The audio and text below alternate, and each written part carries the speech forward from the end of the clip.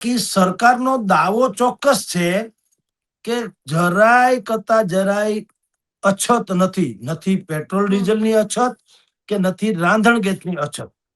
જેટલો પુરવઠો ભૂતકાળમાં જોતો તો એટલો આજે છે આપણી પાસે અને એટલો પુરવઠો આપવામાં આવી જ રહ્યો છે.